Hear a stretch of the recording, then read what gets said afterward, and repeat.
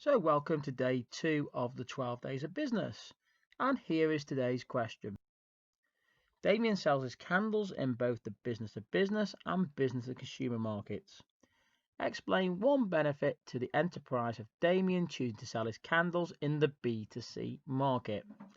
Complete your answer and then unpause to see what I've got. So remember, in this question here, you need to understand that what were the benefits of the B2C market. So you maybe have got one of these two answers. So you get 1 mark for the answer, 1 mark for developing it. So he will be able to sell his products at a higher price. There's 1 mark. That will enable him to make more profit. There's a 2nd mark. Or you might be said something like, it enables him to build up a personal relationship with the customer, 1 mark. Then you say, which develops his brand name. There's another mark. Here in this question, it's all about thinking about what are the benefits of selling direct to the customer. So remember, if you're unsure, B2C means when you sell direct to the customer, where B2B is you sell to another business.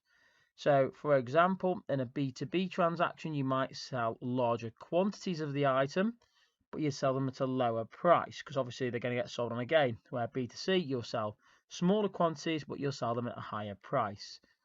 One of the advantages though of B2B sales would be your distribution cost might be less because you might send it out on pallets, for example. So one customer has lots of items sent.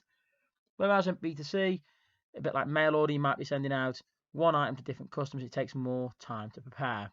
That just shows you how you can think about the question from a different angle. Hopefully that makes sense. And hopefully you've got 2 marks in the 12 days of business.